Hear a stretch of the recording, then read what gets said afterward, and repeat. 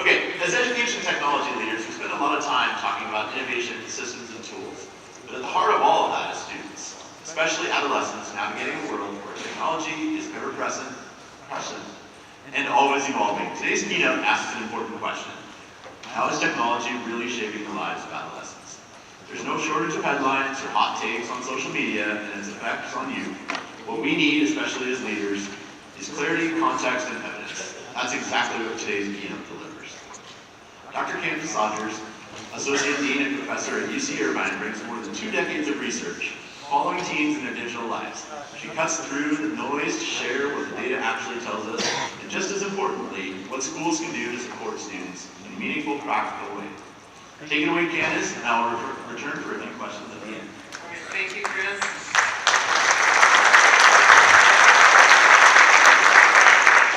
Hello, everyone. Thank you for welcoming me into this great community. It's wonderful to be around the people who are making things work for young people. We hear a lot today in the headlines about what's going wrong for young people, and I know that you're all out here working to make things right. And so I wanted to talk a little bit about what I've been doing with young people and maybe what lessons we can learn from that. Before I do that, I just want to disclose that my research is funded by the government, many governments, some foundations. I also serve as a safety advisor for YouTube, and I serve on the National Council for Developing Adolescents.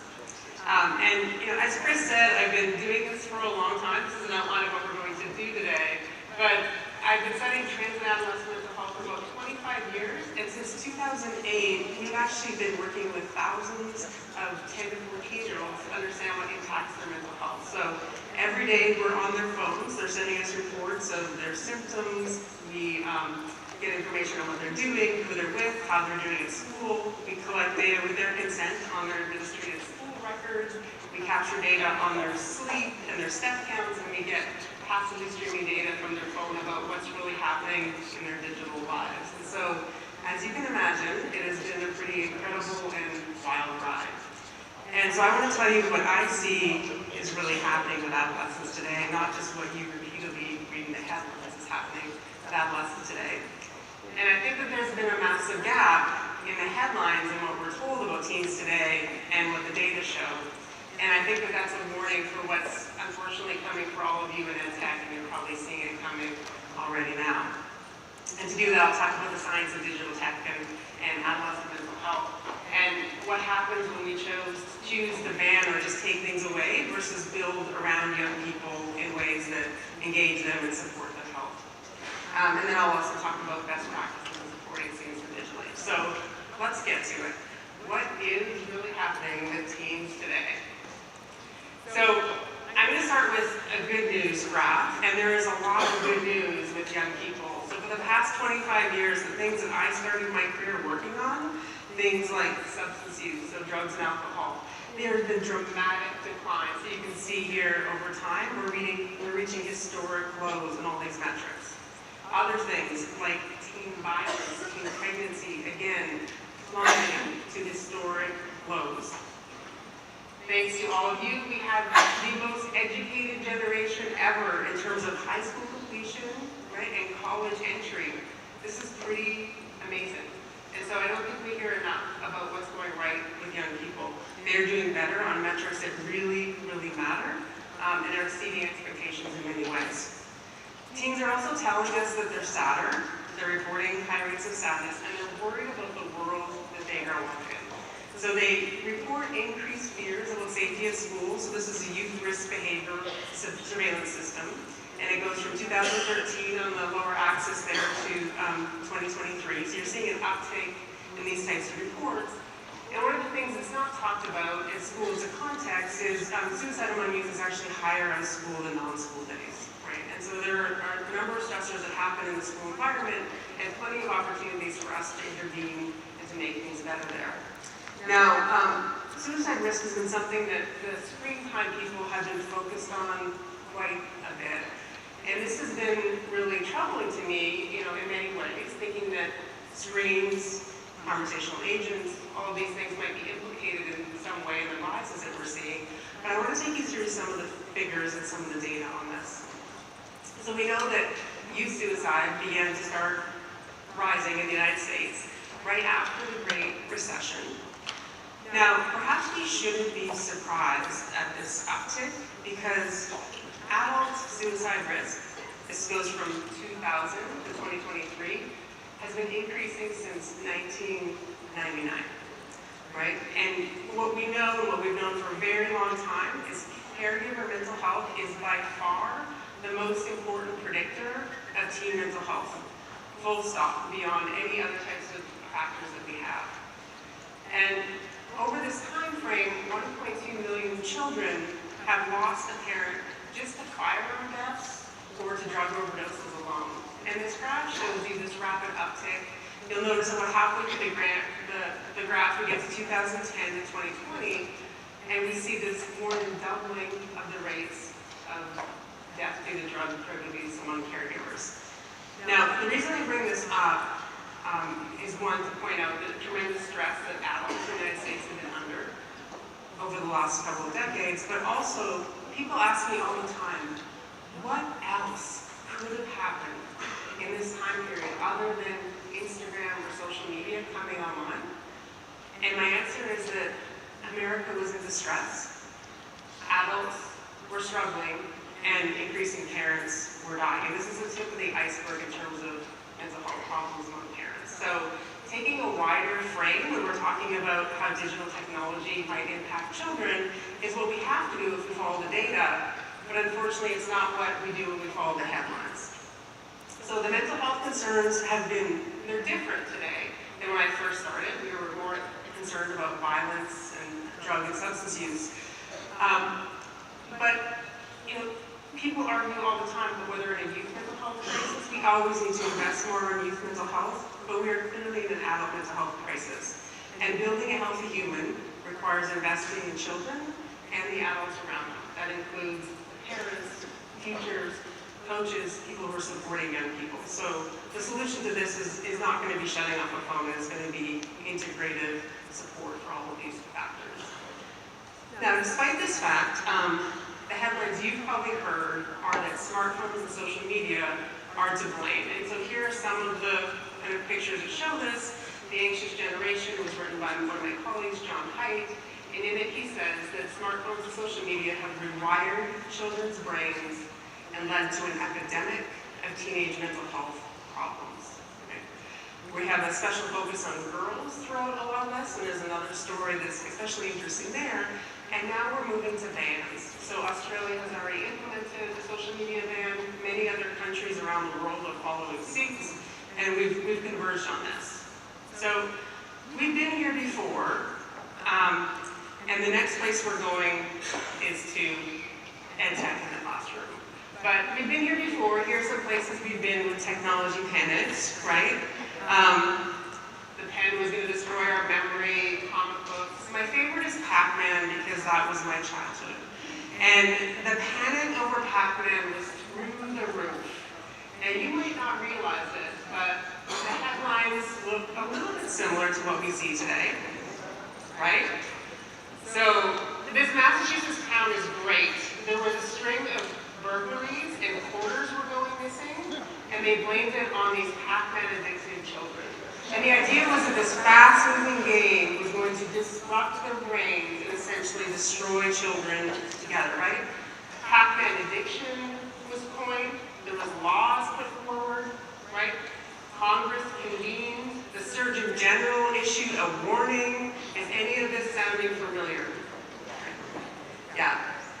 So I'm not saying AI is Pac-Man, but I'm saying that we adults, have a tendency to look back at the next generation, right? And lament the loss of our free-range childhood, and wish maybe they'd spend more time doing what we did, which was apparently drinking and crashing our cars, if you look at the data, right? So we could wish that for them. My daughter's like, why would they want that for us? I'm like, I don't know, honey, it's fine. But I think there's some lessons to learn, and I think one of the lessons is to know that, it is natural in some ways for adults to have this reaction. It involves digital technology, it involves our kids, which are the most precious things that we can imagine. It involves fear. And when we make decisions under conditions of fear, we don't make good decisions, right?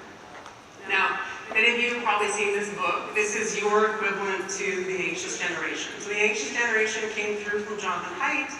It put all of the cause of mental health in one bucket, this thing we could shut off. We could shut off the smartphone, we could shut off social media, and we could save the suffering of our young people.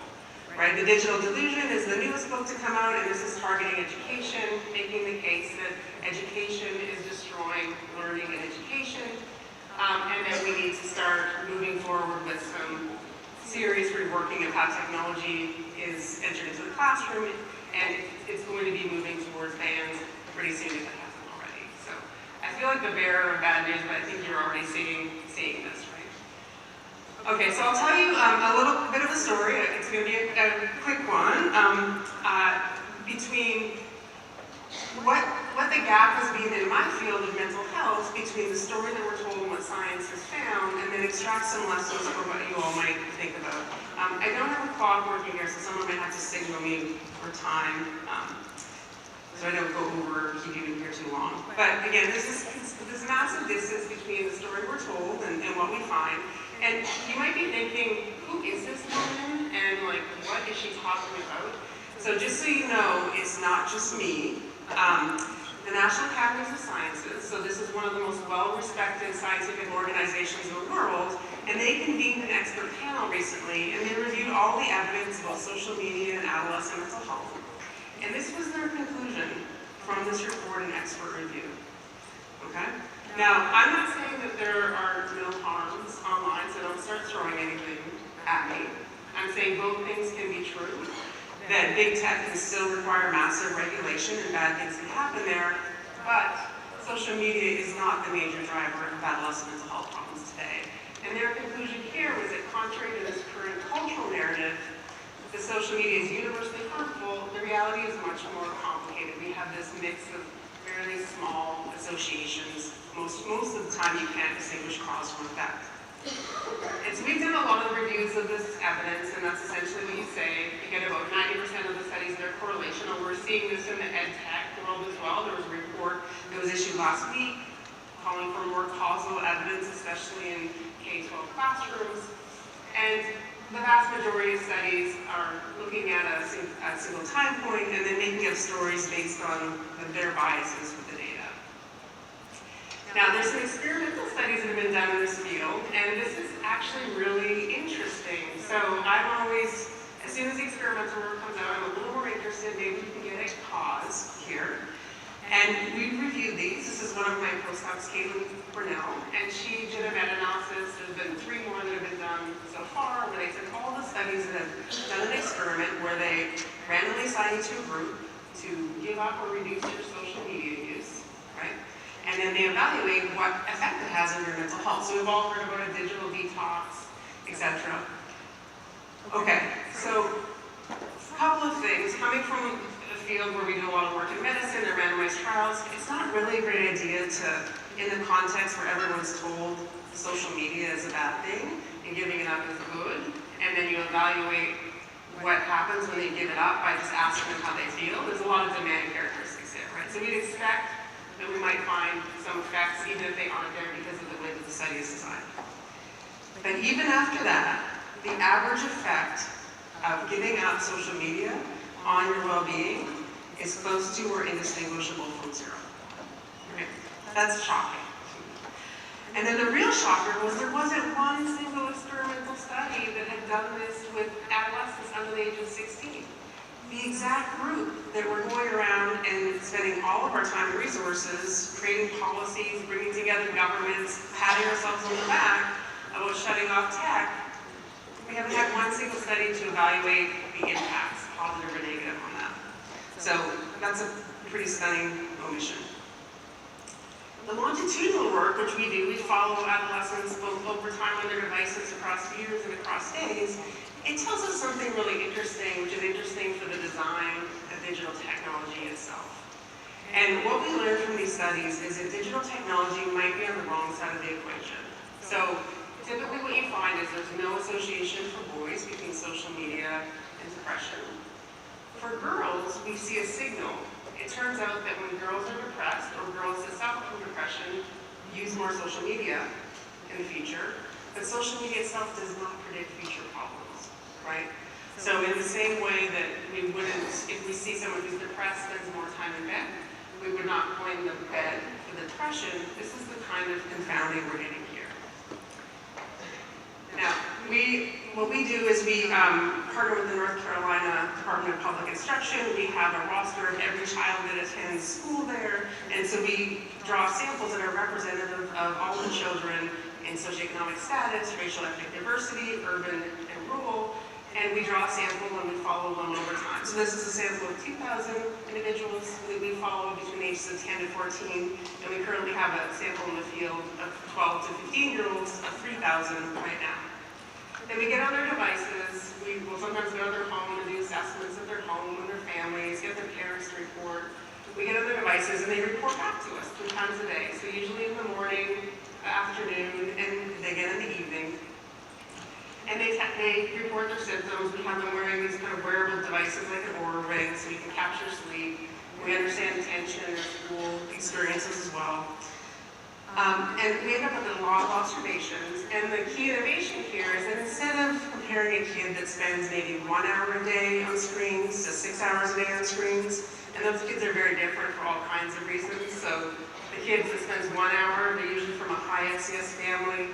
They're overscheduled, they're in all the enrichment things. They don't have all this extra time, right?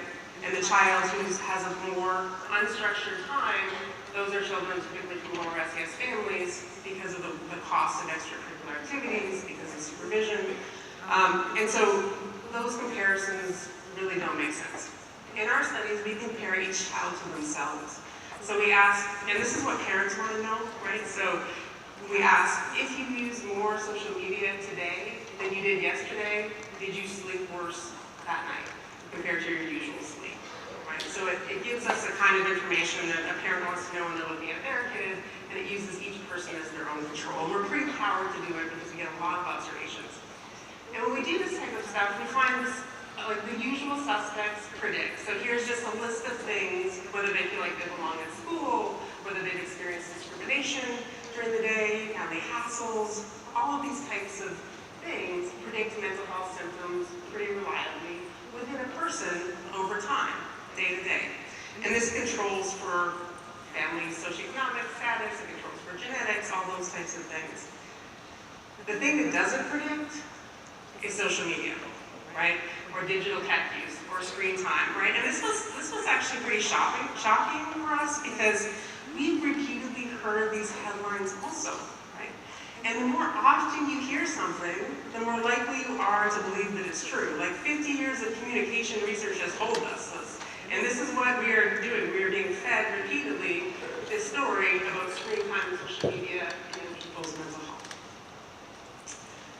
So there's a new study in the United Kingdom. It just came out last month, and it was 25,000 adolescents followed over time. And so they're really powered to detect even the tiniest of effects. And there they find no evidence that time spent on social media or gaming predicts internalizing symptoms of depression and anxiety, the thing that everyone's worried about right now, for boys or for girls. So I just want to give like a cautionary note for how this panic started in my field of mental health. And it started with the manipulation of a lot of time trend data. So we would read in a newspaper a story about declining well-being or self-esteem or depression, and it would look scary. The graphics would look frightening. And there was an article in Atlantic by a woman named Jean Twiggy, and she asked, have smartphones destroyed a generation? And all the adults said, yes, that's what's done it. Like, we got it, it's the phone, and we're going to shut it off. And I'm just going to show you for illustration the graph that she used, because I think you're going to see a lot of these, and I'm starting to see a lot of these with attention, executive function, math and reading scores. This is the graph she showed, and you look at this and you go, oh my gosh, they've fallen off a cliff since 2008. And the exact phrase that they used there was that adolescents on the brink, of a mental health crisis, But look at that y-axis. It's a little bit, it's from 3.7 to 4.15. So your immediate question, I know that all of you like numbers in this room, is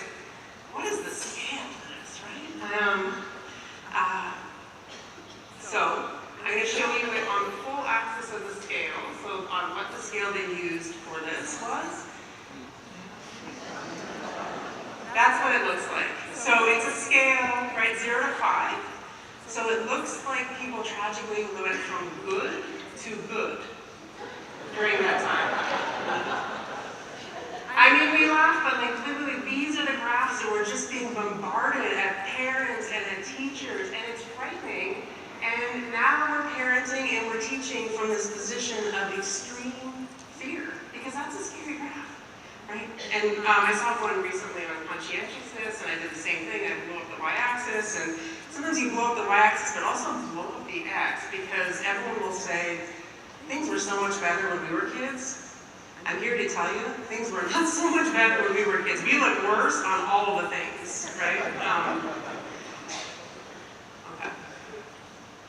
All right, so if that isn't kind of enough of this conversation, the author of The Anxious Generation and I sat down to have a conversation about our differing views on this. And we do have differing views on this, and it was a good conversation. So there's a QR code there that you can watch that conversation and get his takes and see if I've unfairly characterized it. But you know, clearly I think that things are going a lot better for young people today. And among the things that are not going well, we have some pretty deep structural issues to address in order to support them be well on depression and anxiety. And that shutting off a smartphone or shutting off social media is not going to get us there. Okay. Right, let's talk about what happens when we choose a ban, because this is what we're choosing right now in the social media space. This is what we're choosing on cell phone policies in schools. And if the next wave of panic has its ways, this will be the choice about Chromebooks or screens in general in your schools. I mean, it is just common. And it is a very effective strategy campaign that they've used. But we're seeing actually some results of what happens when we choose to ban. Okay, the Australia story is fascinating. There's a whole story that I could tell you over drinks that is really fascinating, which involves freedom of information requests and me, but we're going to get rid of that. Anyway, so the Prime Minister, his wife, reads The Anxious Generation, gets anxious, gives it to her husband, right? Then they decide that maybe we should get rid of social media in Australia so they can quickly convene a conference. Australia has some of the best digital tech people in the world. The Black Dog Institute, so these are people that design with kids, for kids, in smart ways, with guardrails. Think about digital citizenship. But instead, the politicians called in the people who write the books to spread the fear. And they passed through very quickly, like within less than a year, a proposal to ban social media access to young people under the age of 16. So they passed it, everyone was happy, this was great. And then the politicians discovered they did not know what social media was.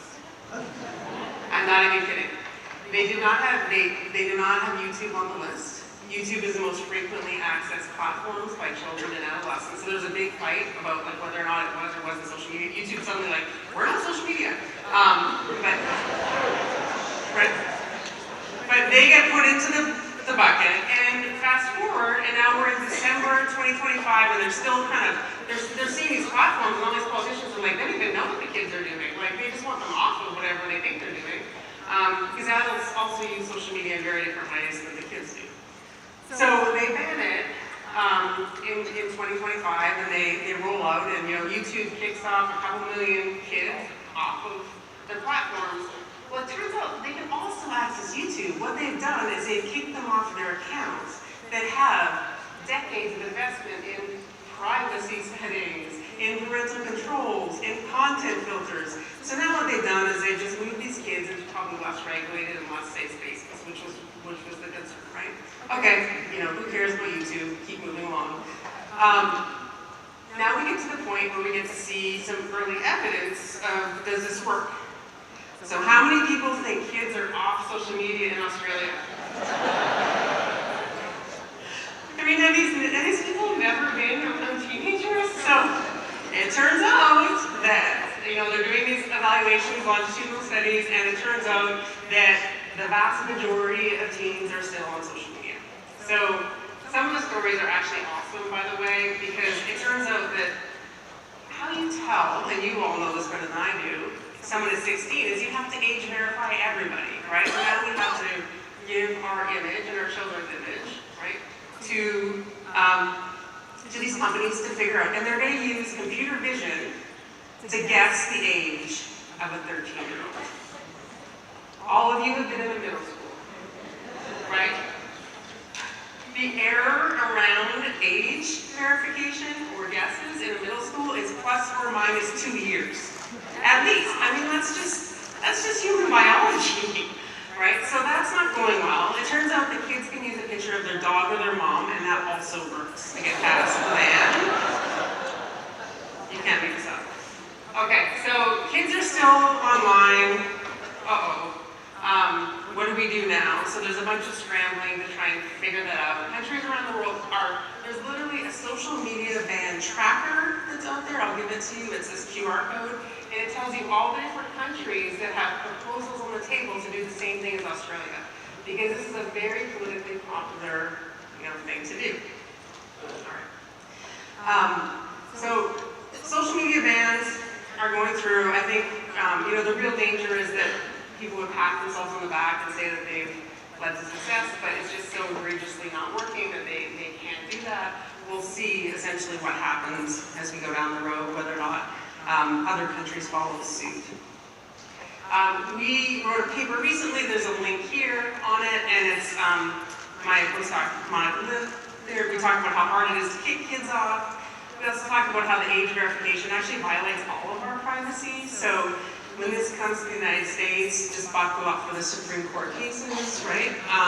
Because it'll be the end of digital privacy for everyone. In order to prove that you are over the age of 16, we have to hand over all of our identifying information to these companies. And then everything we know from intervention science tells us, you all could have told them it wasn't going to work. You don't need studies. The studies actually show that when we design interventions and we come top down, we can make it work with little kids. We can even make it work with adults sometimes, but you cannot make that work with adolescents, right? If you want them off the platforms, you're going to have to design in a way with them to move them off. So I think what I've concluded watching all of this is that adults have indeed broken the internet. And they've broken the internet. There are egregious things there are harms online, there are all of these things. And now the solution is we're going to kick children off to fix it. And that's really not fair to young people, right? We've already kicked teenagers out of public spaces. In the United States, we've made guns the #1 killer of children in our society, and now we're going to go in and tell them that we're going to take away the spaces that they've gone to virtually gather and create community because adults broke it too. That doesn't seem incredibly fair. So the solution should be to work to make it safer for everyone, and especially children. And it doesn't mean that big tech or social media companies, which it sounds like I work for them, I do not, get off the hook. We need more regulation, not less, on them, right? But bans don't do that. They just give them a pass. And this is one of those policies where typically in the policy environment, you have to go 4 or 5 steps past the initial policy to see how it fails. And we're basically at step 1, getting them off line, and we're seeing it fall apart. And so I've written a little bit in The Atlantic about what we lose when we just jump to the panic mode with our approaches to technology. And some of it's alluded to here in terms of thinking we solved the solution and not investing the resources that we need into actually addressing the problem, the real underlying causes of it. But there's another element to this when we do this, is what we do is we take behaviors and activities that for young people are very normative. We know that they are early and enthusiastic adopters of all new technologies, including AI. We take those behaviors that are normative and we tell them it's shameful, it's addictive, it's ruining their brains, that they have no agency or control, right? I mean, that's not the message that I would be sending to a young person if I wanted to empower them to succeed in the world in general, or in a digital world specifically. Okay. So, I'm based in California. It's an interesting place of 40 million people who disagree on a lot of things. We did a survey a few months ago, and we found something that Democrats, Republicans, and Independents all agreed on. There were no differences. Anyone want to guess? Yeah, no, it's possible. We found it. We discovered it. Screen time, right? Actually, screen time and banning phones in schools, right? So the vast majority of adults, when you ask them, they want the phones out of schools. And, I'm sure people have various opinions on that. I'm all for supporting whatever teachers and educators want to do in the classroom. I think that the cell phones, that was solved sometimes by a shoe rack at the back of the room, which was cheaper than the yonder pouches at my child's school in California. So they spent millions, the LA Unified School District, anybody here, sorry, you spent $4 million on yonder pouches, right? I would say we take that money and we invest it in teachers and tech solutions that work, right?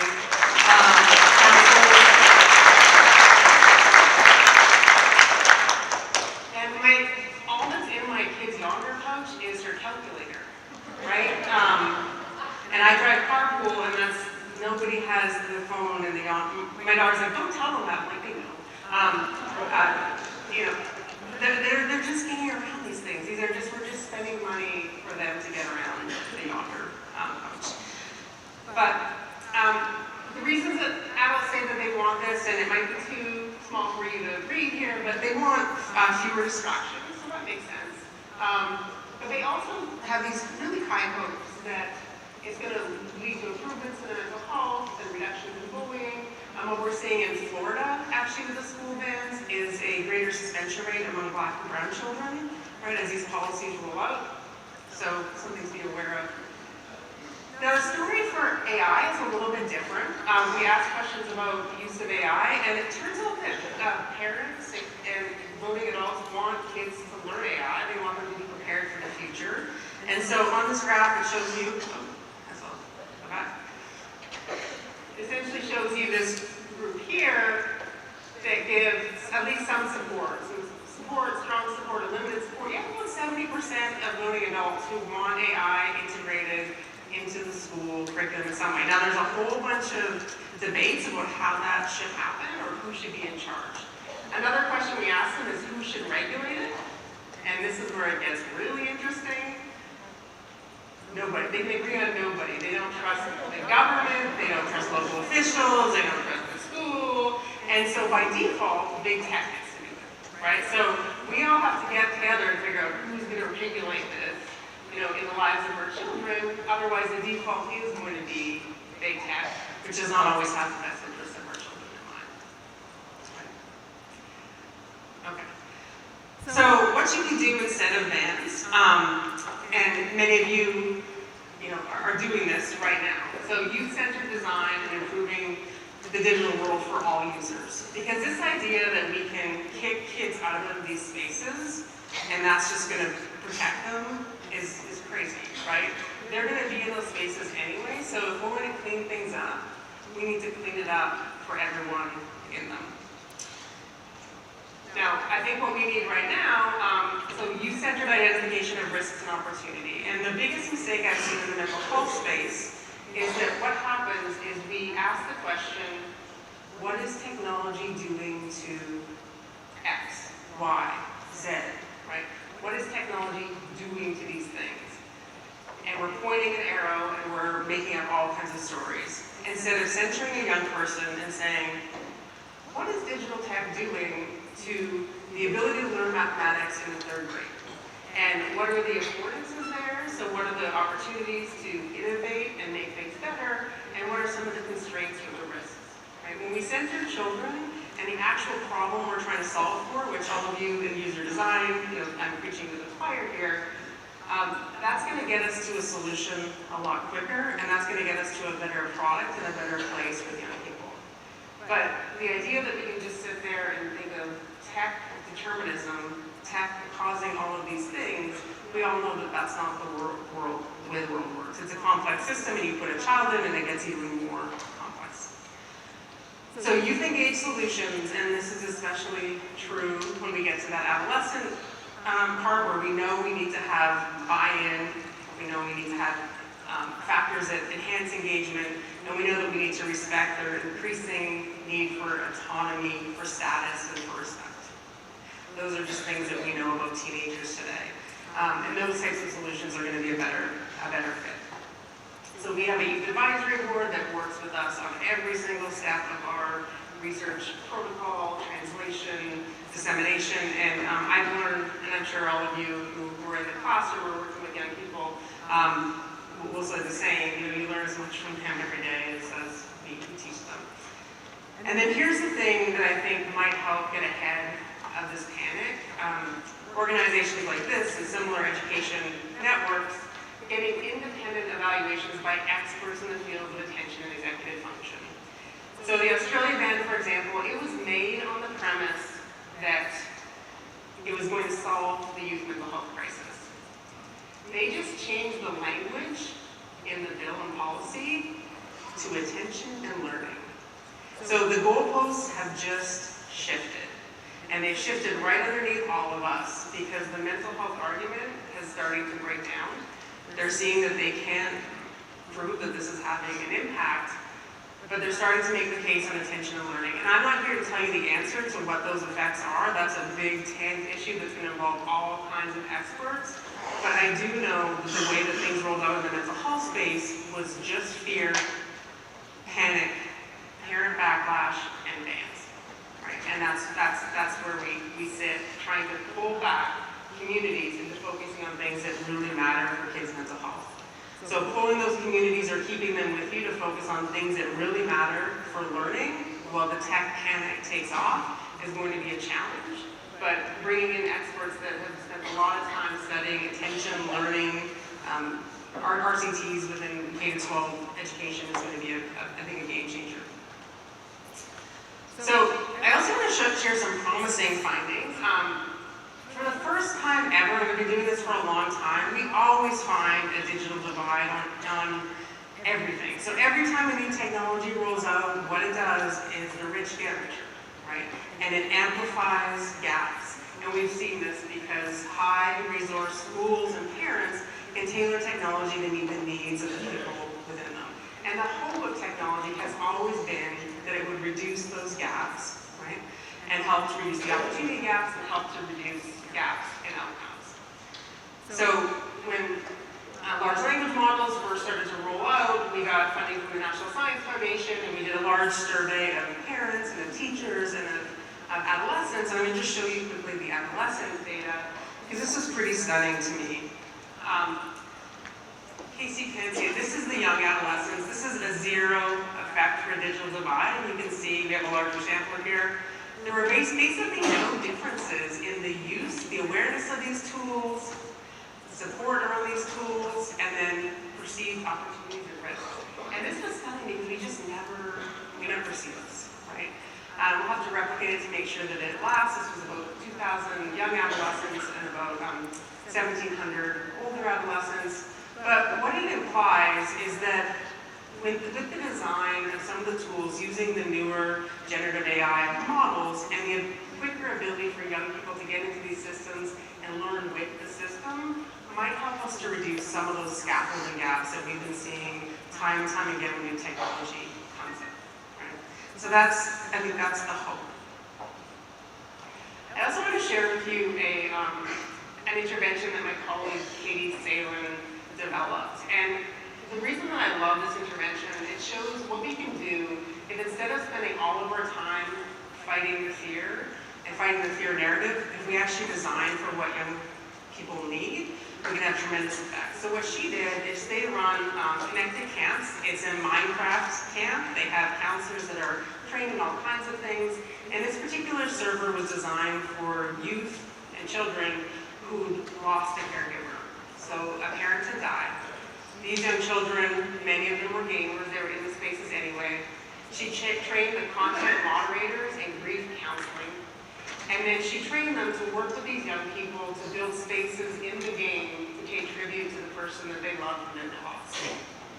And then when they were ready, they scaffolded those kids to bring in other children who would also experience that loss into their spaces to share those spaces with them. Right? It's a really beautiful intervention. It's a creative intervention. It's not going to help every child who's lost a parent, but for those kids who are online in those communities, it brings trained and supported adults in with them, and it uses the creative features of the game where those young people are already engaged to help them process one of the most traumatic events that they could experience in their lives. And so her work is really beautiful and incredible. The other thing I wanted to highlight is, and I get this all the time when I work with parents, is that suddenly as parents or educators, and if you met my husband, this is also, he's in this category, we believe the technology has created this new species, and then we suddenly know nothing about how to support them. And so we kind of throw up our hands, and this is overwhelming. But the things that have always worked with young people, the things that have always worked in education and in parenting and coaching, they still work. Tech has not changed that. This is a new setting we need to talk to them about, and we need to go in with them. But we've got this in so many ways. And so, years and years of experience, or decades and decades of experience and evidence, are there as resources for us. And then finally, I just wanted to recommend this book with my colleague, David Yeager. He was a former middle school teacher and has done a ton of research on what it takes to help young people succeed. And he's gone to settings all across the U.S. and where young people were not expected to do very well and exceeded expectations in massive ways. And he found the coaches and the teachers and the mentors who made that happen and looked for commonalities around it. And he found was what we find in business organizations, we find it in parenting, we find it in coaching, that it's this magic combination of setting high expectations, right? Do not fall for the soft bigotry of low expectations. We set high expectations, and then we build supports to help young people get there. So this is a really incredible book for those of you who are looking for a read on the way home. And then finally, I wanted to share these resources. So there's a new Center of Excellence for Social Media and Mental Health. I know many of you are probably looking for this in your districts. There's a high demand for mental health services among young people right now. Young people are going online. They're more likely to go online when they're anxious and depressed. And just like the Minecraft server, we need to spend more time investing our energies into building the services they need and deserve theirs versus just taking these away. And then there's been new issues, and I know how we feel about screen time guidelines, but these ones are actually not bad. They're getting better and better from the American Academy of Pediatrics to help support parents of younger children in these things. So with that, I will thank you for your attention and invite Chris up.